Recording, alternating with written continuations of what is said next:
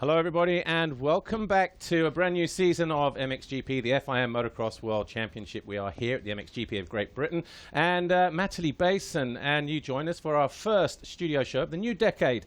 Brand new era as well because of course motocross now being run in sort of presented by, if you like, In Front Motor Racing. So a brand new era, brand new decade and a brand new start to the season. And on our studio show today we have Adam Wheeler, On Track Off-Road, and later on towards the end of the program we've got three-time world champion and current MXGP defending champion Tim Geiser from Team HRC. But before we get into all of that, I want to introduce you to my little sidekick here. As always, Lisa Leyland. How are you? How was your off-season? What have you been up to? Good. Just been chilling out, really. Enjoying being at home. Have you missed me? Oh, I have. And yeah. that opening jingle, that music. I know. It brings back all the good memories. I'm looking forward to it. And it's good to be back in Europe for the first round, isn't it? Well, absolutely. Home sweet home. Something of a rarity for you and me these days. Yeah, absolutely. And Adam. That was quite a build-up, actually. I mean, well, you're part of the furniture now, Lisa. I mean, it's been a good few years. And you are. Yeah, well, it has been a good few years. Yeah. It has. Well, anyway, time to introduce our first guest, Adam Wheeler, ontrackoffroad.com. Hi, guys. And Adam, great to see you. And great venue, although hampered a little bit by the weather. Obviously, we have a slight schedule change. We'll talk about that later on in the show. But pleased to be back, though. Yeah, definitely. It's you know, Natalie Basin, I think, was maybe a gamble, you could say, to open the championship. It's the first Grand Prix, I think, since 2012, where we started the World Championship inside Europe, or on this continent. So it's kind of nice to be. It's a very Eurocentric championship, of course. So it's good to have, you know, that sort of hub location for the first round. But you know, last year was fantastic for weather, and here we are Saturday morning. It's brightening up considerably, which is fantastic. But it's been challenging with some of the stormy conditions in the UK of late. Sure. Well, look, let's break down the season, or let's look forward to the season. Who are the main sort of title contenders in MX2 after a whole raft of riders have moved up into MXGP? Let's start with Thomas Cairoli here. Yeah, the outstanding favourite, of course. I mean, 3 years in the class. He's been third. We've been top three every year. Third twice. Yeah. So, you know, he's nursing a slight wrist injury. You know, we didn't have any action from him in pre-season, any of the international races. So, a little bit of a mystery as to what he's capable of this weekend. But in terms of consistency, there's very few riders actually across the categories in the championship that have the same kind of, you know, consistent podium results. So he's undoubtedly the number one, I would say, for 2020. And what about Jago Hertz? We saw him beat Jorge Prado straight up in France last year. He's a contender. Yeah, but he's kind of the anti-Olsen. I mean, he's lacked the consistency. I mean, we saw brilliance from him in France, and if we can see some more of that, then he's going to be like a real big player this year. I mean, Belgium have not had a winner in the MX2 category since 2012. So, you know, that's a long, long time, and I think there's quite a bit of pressure and there's quite a bit of hope pinned on this young guy. I would go as far to say here we are, like in France last year, where he excelled and managed to get Prado. You know, I'd say next year. I mean, I wouldn't put money on him for the championship this year, but he's, you know, if he doesn't win Grand Prix, there's going to be something seriously wrong this season. And obviously, he did show his potential here, didn't he? Literally went toe-to-toe with the world champion and the guy who eventually won his second title. Hey, listen, Paul, he rode brilliantly, but I think, you know, if you talk to Jorge Prado, he misjudged that situation. Yeah. I mean, he backed off and then just reacted too late. You know, or full credit to Jago, of course, but that was, I think, Prado lost that race rather than Jago really, you know, taught him a lesson. The other KTM from last year, Tom Vial, he has to be Rookie of the Year. Yeah, Rookie of the Year. He has to be KTM's sort of main threat for the title. Obviously, he's got a young teammate, Rennie Hoffer. We can touch on him as well if you like, in terms of what we expect from him. But Olsen and Vial are the only two riders in MX2 who have won GPs going into 2020. Yeah. So there's a little bit of confidence boost there for him in that respect. Well, hey, Vial's, it's only his second season. So, you know, he's had a taste of winning in Sweden last year. Here we are in Uddevalla. You know, took the overall with a 2-2, I think, on the day. So, you know, we've yet to see kind of a dominant moto victory, that kind of Prado-esque form, if you like, on the 250. But you know, his learning curve was amazing last season. And if you talk to anybody inside the team, they're all impressed with the maturity, the way he's handling it. Perhaps something to do with his dad and all the experience he had with World Championship racing. But yeah, Tom, for sure, you know, he's going to be hunting more Grand Prix victories. You know, whether he can deal with a little bit the pressure of having to, you know, keep top 3, top 4 every week, that'll be another lesson for him this year. And nobody saw it coming last No. year at all. Oh, Like not at all. He was plucked out of obscurity. He, I think, barely won a European race in the 125, 250 years that he'd been there. Yeah. And it was just like, oh, what? This guy's now on the podium in MX2. But if you talk to the team, they say he was a gamble. He was one of 3 riders they were going to pick up for 2020. Took a gamble on him. He worked a lot with Joel Smets, and that's credit to Smets, I think, because he was able to sculpt a training program for him and help to sort of shape him a little bit, and it's worked out tremendously. And he's got to the point where he's inherited that, the MX2 ride for Red Bull KTM, in that class, I think is the hot seat. They've had 8 different world champions since the category started in 2004. So there's a train of like talent of names: Ken Rocks and Marvin Muscan, Jeffrey Hurlings, Paul Jonas, Jordi Tixier. There's a list of talent there. So I think if you've got that number one bike in that awning, then that's, it comes with a lot of pressure. Absolutely. And what about Ben Watson? Not only a big weekend for him, but also a big year. Yeah. What are you expecting from him? Yeah, last season MX2 for Ben. Like Thomas Cairoli, tall rider. Also, a slight wrist injury pre-season. So, if he gets, my heart says he could fight for a podium this weekend on home turf. He might need slightly longer to get back into the racing rhythm, get some mileage under his belt for 2020. But Ben's he's a funny rider because he exploded as a 15-year-old in EMX 250. I think he won even his first heat in Bulgaria. But then, a couple of injuries means he's turned into being a bit of a slow burner. So I really hope that his last shot here in MX2, and he's a fantastic 250 rider, will be profitable. And obviously equal machinery to his teammate Jago Geerts, and we already saw what both bikes can do on the podiums last year, race winners with Jago. And if they can continue that through 2020, they at least have a shot, don't they? And I was at a Yamaha dinner recently with the team, with Hans Korvers, and he basically said, if they finish second this year, he's not satisfied with that. He, as the factory Yamaha team, Monster Energy Yamaha, he wants nothing else but victory this year. And it's a dangerous game, though. I mean, Benoit Pétarel was in the same situation a few seasons ago. They wanted a championship, and I think it was Jackie Vimon at the time said, "Well, let's try and win a race first. Let's not get ahead of ourselves." But when it comes back to Ben, 2018 he learned how to be at the front. He learned how to be a Grand Prix contender. In 2019 he had that pressure. The injuries didn't help, but then he had to learn to run with that spotlight. And I think now he has to bring all that together and deliver it on the track. Mm-hmm. What about Maxime Renault? Stood on the podium last year. He's got to be a great shout, hasn't he, as well, as an outsider or potentially top 3 regular? Yeah, I know they were deposed this in the last Motocross of Nations, but France still have such a funnel of talent coming through the MX2 class. And Maxime Renault, so promising in the EMX European Championships until he broke his arm. Or maybe his elbow, actually. I can't remember which part of his anatomy it was. He's but had it set him shoulder back. problems and all sorts, hasn't he? Yeah, but he already 4 years ago was kind of identified as one of the stars coming through. And last year, I think he really showed that. And again, I would be surprised if he's not one of the protagonists for this year. One team that we do have to consider is F&H Racing. Yep. 2 EMX 250 champions there. You've got Matthias Boromé. You've got the teammate loving.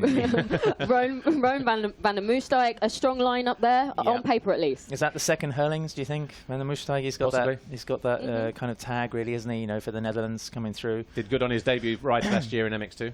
Yes. Podium in Turkey. Yeah, and keeping with the same team, same bike, same setup, drifting from EMX straight into MX2 is a good recipe. We saw it with Olsen. He did exactly the same with Husqvarna and finished top 3 first year. So, I think there's a lot of promise with this kid. There's a lot of excitement around him. So, finally, one rider who's had a couple of seasons marred by injury, Jed Beaton, the Rockstar Energy Husqvarna rider, teammate to Thomas Cairoli. What can we expect from him he's a mystery. this year? He's a mystery, isn't he? I mean, he showed it in his first season that he has the ability, the mentality to fight at the front. And speaking with team manager Rasmus Jorgensen, he was saying, he's a case, as so often stereotypically with Australians, of someone who wants it that much that they get beyond themselves. I think we've seen a little bit with Hunter Lawrence in the past as well. The technique and the drive and everything is there. Jed, I think, has learned the hard way to, kind of walk a little bit before he can run, to use a cliche. So, but he's fit, he's ready to go, and he's going to have a little bit of a position underneath the radar as a guy who's going for the championship. So if he can make some surprises and back up Thomas, then it'll be good for him. All right. Well, for now, Adam, thanks a lot. Adam will join us in part 2 as well. But this week we've decided, as we are at this fantastic venue here at Matterley Basin, we thought we would open the vault, take a trip down memory lane, and we're going to cast our minds back to 2012 when we had the Motocross Festival here, and a fantastic battle between Jeffrey Hurlings and eventual winner Tommy Searle. Enjoy.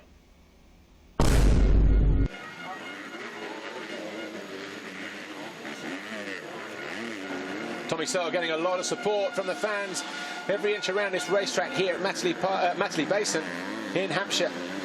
As he's going after victory in this first moto, we would pick up 25 points, but the championship leader and the man with, or the kid with 14 race wins, Jeffrey Hurlings, is only 2.7 seconds behind. That was last time around.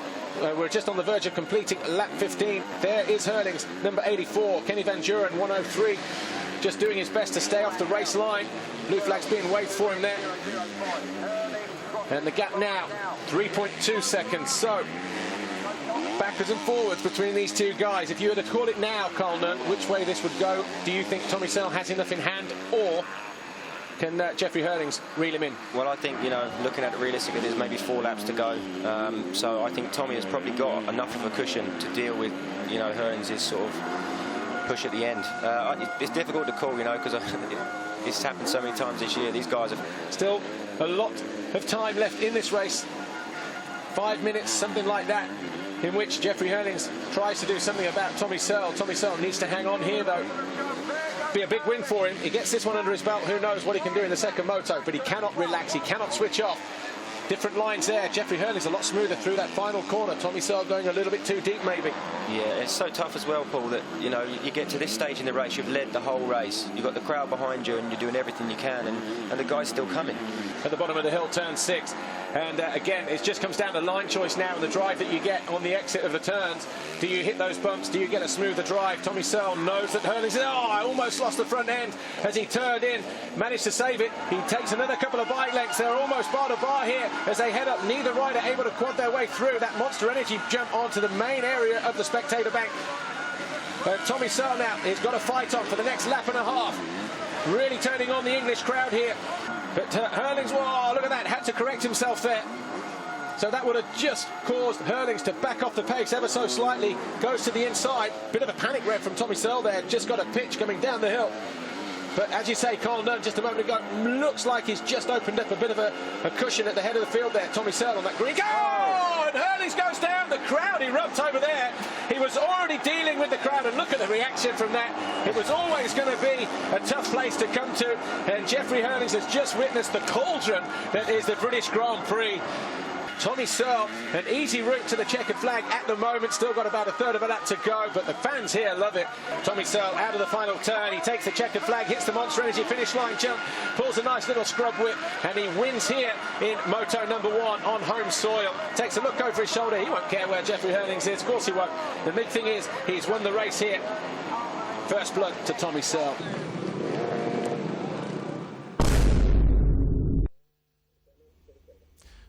Wow, what a fantastic occasion. And we were just watching that, weren't we? The roar of the crowd and the atmosphere gives you a real sense of what this place can be like when it's full.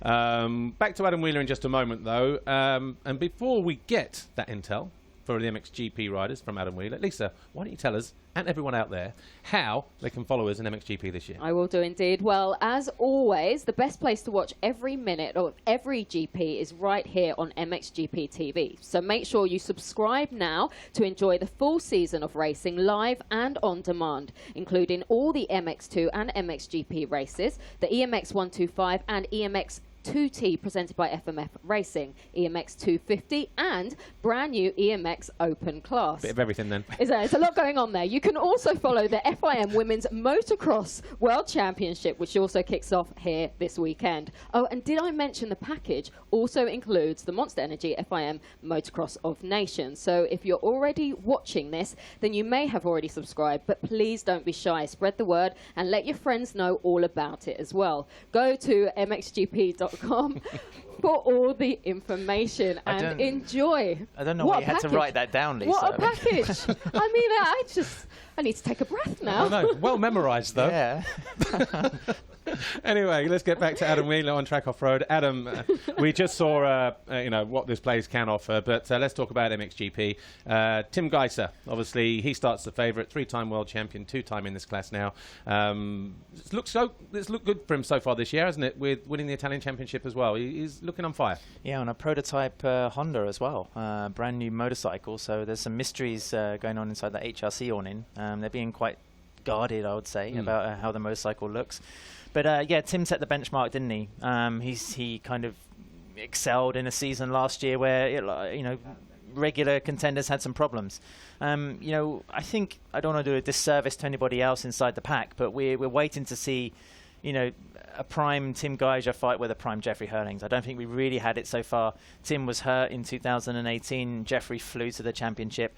2017 was a little bit the same case with Jeffrey recovering from a broken hand. So now here in Matterley Basin, at least for one Grand Prix out of 20, we're going to get these two on a similar par, and they're going to be going at it. So that's going to be. And briefly, what about his teammate Mitch Evans? Obviously, shown good form in Italy this year as well. Yeah, again, like Jed Beaton in MX2, a bit of a mystery. Again, on MX2 was more than capable, big guy. Arguably fitted better to a 450 than a 250. So he could be a little bit like the surprise in the pack. We've got a vast list of contenders, of factory riders, Clement Desailles, Roman Ferber, a lot of guys who will be consistently going for points every week and trying to survive all 40 motos through the year. But Mitch Evans could be the guy that they don't really factor in so much. Well, we can't do this without mentioning the KTM threat. Jeffrey Hurlings, Tony Cairoli. Where do you place those two in the championship? Hey, listen, it's the greatest Grand Prix team of all time. 3 riders, 15 world championships. A real mix of personalities, experience, potential. It's going to take something, I think, from the other teams and other brands to really disrupt those 3. Tony Cairoli, could this even be his last year? You could start to speculate that. The oldest rider in the class. He's got his protege there next to him. Jorge Prado, only 19 years old. So, and Jeffrey Hurlings, of course, on his day is the fastest rider on a dirt bike. Watching Cairoli, this was this last year. Yeah, I think he won, was it 3 out of the first 5 rounds at least? So, if he can re-establish that kind of form and set the championship pace. But that's not what Cairoli's about. He's not a dominant race winner. Those days of 2012, 13, 14, he's more of a guy who's saying, listen, I'm going to be top 3, top 4 every week, match me. So that's where his gameplay is going to be this year, especially with a little bit of the nerve damage with his shoulder injury from last summer. Obviously, real quick, while we've got him on screen, Jeffrey has shown, even when he's not 100% fit, can still go out and win races and win rounds. Yeah.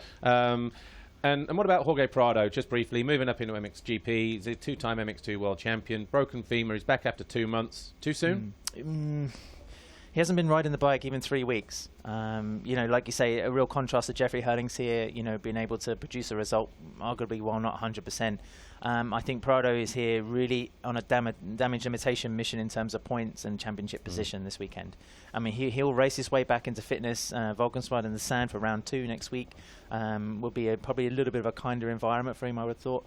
But, he needs to learn, and even though he is part of this amazing trio in orange, I think 2020 is very much about him learning kind of the characters of MXGP compared to the dominance he had in MX2. All right, let's talk about Yamaha. It's all changed in some respects. Obviously, riders are the same, but they're all factory now under what used to be Wilvo. It's now the official Monster Energy Yamaha team. No more Rinaldi. So how do you think this will play out? And what do you expect from the likes of Paul and from Tonus and from Jeremy Seewer? It's a mixed bag, isn't it? Because we've lost Michele Rinaldi and his team, but there's continuity there. Yes. You've got Arno Tonus again, you've got Gautier Paulin again, a rider who hasn't gone more than 2 years without changing a team or a brand. So combined with Jeremy Seewer, who I've always thought is one of the best and most reliable riders in Grand Prix in recent years, purely because if you look at his career arc, it's always gone up. And now he's arrived to 2nd place in MXGP. I mean, this guy has to be looking, again, top 3 championship position this year and winning a Grand Prix. That's got to be his season goals, because he has everything else. And he's utterly dependable. He hasn't missed a Grand Prix through injury. And that, for considering that record and those of his rivals and their kind of absenteeism, I think that's a really valuable trait. There's a brand new team in MXGP this year, Gas. What can we expect from Ivan Monticelli and Glenn Kolnov? Yeah, that's a good question, Lisa. I think I spoke recently with Glenn about it, and to take that form from the end of last year into this year is going to be his biggest question mark, because he produced the results at the end of 2018. We're just looking at the Kawasaki guys here. But, you know, he had that off-season injury last year that basically ruined the first half of 2019. So if Glenn can come in fit, then he can hopefully challenge these two guys. And this situation here, just moving in quickly onto Kawasaki with Clément Dessau, is interesting, because you've got two premium athletes inside that team. Arguably the toughest teammate that Clément Dessau has had since he was riding with Steve Ramon on Suzuki's back in 2011. So, you know, that kind of chemistry there, I wonder how it's going to play out. We've got about 2 minutes left. Yep, Husqvarna, Paul Jonas, Arminas Jasikonas, two good contenders there. Yeah, two riders that were learning last year. Yeah. You'd think, you know, Paul's made the podium last year. That was impressive, especially because he came off knee ligament problems in the winter, hardly had any training time. A similar predicament to Jorge Prado, you could say. Former world champion. Jasikonas, again, I would classify him, you know, like Mitch Evans, a mystery. A guy who could really fire it up one weekend, and another weekend he kind of tends to disappear. So that's going to be his weak point to work on. Before we go, let's talk track conditions here. The sun's out now, and this place generally dries out very, very quickly. We are delayed because of the weather, but it could look like it might be very decent later on. Guys, I think the weather is you know, is affecting negatively, you know, everybody else apart from the riders. I think it's going to work out great for the track. Which is, you know, at the end of the day, is the most important thing. You know, I hope we get the fans. You know, I think we will for the first Grand Prix. You know, they're going to look at the weather and think, actually, it's not too bad. We're going to turn out for it. And maybe some British success. I think in MXGP, that's important. We've got Adam Sterry and Sean Simpson. You know, less riders than perhaps the Brits have had in recent years. But Sean's like with his own team. Adam Sterry, a rookie in MXGP this year. So let's hope the sun stays out and the fans can get behind them. All right, Adam Wheeler on Track Off-Road. Thanks for your insightful knowledge, as always. I'm sure we'll see you during the season as well on a regular basis. But Lisa, what did you catch up with a couple of days ago? Well, after the break, we're going to chat to Tim Geiser. But before then, we caught up with Courtney Duncan, our WMX world champion from last year. She told us all about her title defence and how she feels about coming in to the opening round here in Matterley.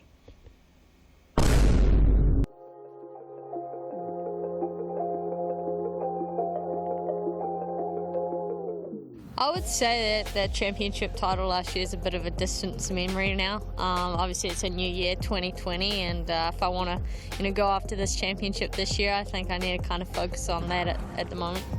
When I went back home, it was really special. Like, I had a huge welcoming at the airport and stuff like that. So I think super grateful for that, and my city got behind me a lot, and it was really cool. I've been back for a few months now, obviously. Took a couple months off and was just busy with, sponsor stuff and things like that come with obviously winning the championship. But I think since December I've been back riding and just back home in New Zealand, and then obviously arrived back here with the team in the UK. I think I've been here for about 2 weeks now.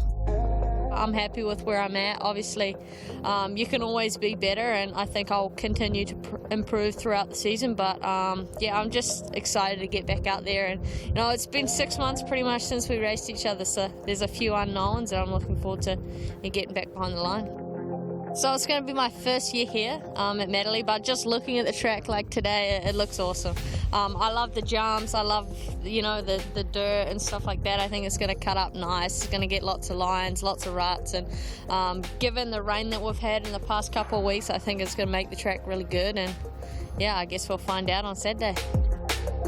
So I'm super excited to get this season started with having that extra round this year. We got 6, so super grateful for that. I think the more races are better, especially for me. I'm a racer and I love to get out there. So hopefully it all goes to plan and we can get some good results here this weekend.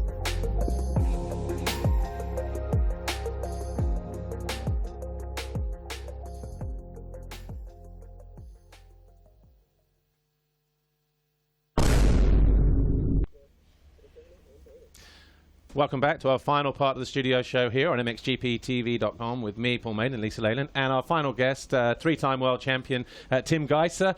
Tim, welcome to Matterley Basin and a new season about to get underway here. You arrive here as the defending champion. Are you looking forward to it? Yeah, definitely. Really looking forward to start the season. It's been a long break. It's been a good winter actually with Honda. Honda actually bring the new bike for this season, and I'm really happy with it, feeling good on it. So we have a good winter and now can't wait to finally start the season. How was your winter, though? Was there time to relax, or was it full of media commitments and testing with HRC, or did you get some downtime as well? It was quite busy off-season. Didn't have a lot of off time to really recharge the batteries. All I got was 1 week. That's it? Yes. Wow. And then was already December, and I have to start with the preparation. So yeah, it was like that, but I'm enjoying, so I'm having fun still, and that's the most important thing. You must have a really understanding girlfriend. Yeah, she understands me, and she supports me, and that means a lot to me. Yeah.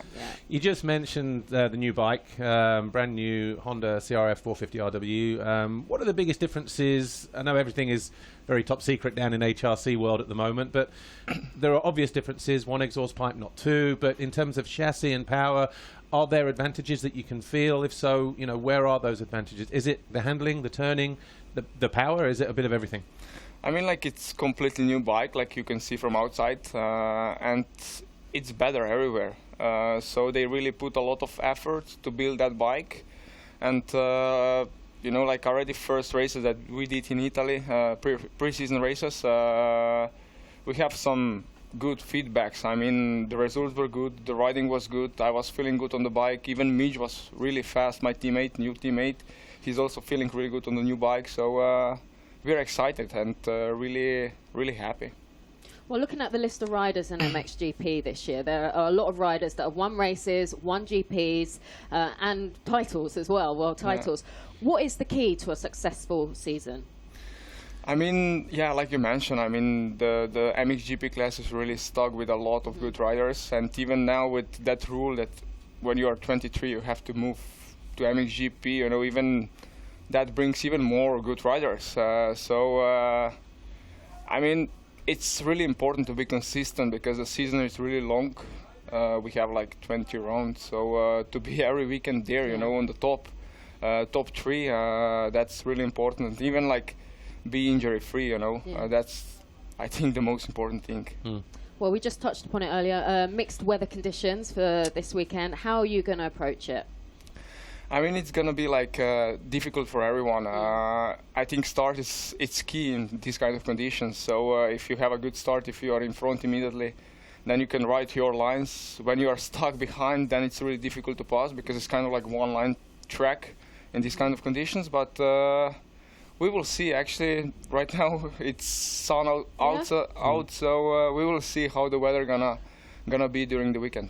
And obviously, excuse me, knowing this place, you've ridden here many times, when they water the track, it dries very quickly here. Yeah. So if we do have the wind and these kind of, it will dry very quickly, won't it? So it won't be as bad as everybody, you know, is making out, I think, you know? Yes, I totally agree. I think they didn't rip the track, so it didn't go so deep. Yeah.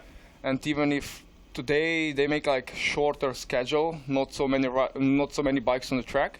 So if after, you know, today they can move the dirt, move the mud off the track, and then for tomorrow I think we can have a nice racetrack if it's going to be weather okay. Just final question. When it is muddy conditions like this or heavy, wet, sandy conditions, what does a rider do like you know, to prepare to have the best advantage possible? Like, how do you prepare your goggles, for instance? Do you do anything different with the helmet in the muddy conditions, for instance? Just for general fans out there that, you know. Yeah, I mean, like for the helmet, you always put some foam on the top that the mud doesn't stick on the helmet, because more mud you have on the helmet is heavier. So then you don't see, because the helmet always goes down, and you know, it's not nice. You don't feel comfortable. And then even for the goggles, you know, for me, I prefer to ride with the tear-offs if it's not raining, because when you take off the tear-off, you have like full vision. With the roll-off, you have just like, I don't know how many millimeters. So yeah, it depends of the rider. I mean, some prefer roll-offs, some prefer tear-offs. So yeah. Okay. And before we go, how are you getting on with your Australian teammate Mitch Evans? Yeah, he's a funny guy. I mean, he's just 21 years old, and he's really fast. I mean, he showed a lot of speed in the pre-season races, and he's really excited to be on the team as a HRC. So I think he's gonna have a good season. Yeah. All right. Well, Tim Geiser, Team HRC. three-time world champion, and he starts the season defending as champion this year here at round 1 at Matterley Base in the MXGP of Great Britain. That's all we've got time for, but we will be back in Valkenswaard next weekend, round 2, the MXGP of the Netherlands. And obviously, as we've said, we have had some stormy weather during the night. The track has taken a little bit of a downpour, so everybody did decide to just reschedule a little bit. As a result of that, there is no qualifying race on MXGP TV today, but we will show the free practice and time practice session live at MX2. So that's when we will be back this afternoon for the MX2 free time practice, where they get 10 minutes of free, 20 minutes of time, and then, of course, their 5 minutes of start practice. Followed on by MXGP at 2:45, 3:30 for the first 125 European Championship race presented by FMF Racing. And then, of course, right at the end of the day, 4:30, we're on live for WMX Round 1, Race 1 here. Hope you've enjoyed the show this week. Thanks to Adam, thanks to Tim. We'll be back in Holland in a week's time. Lisa and I will see you then. Bye for now.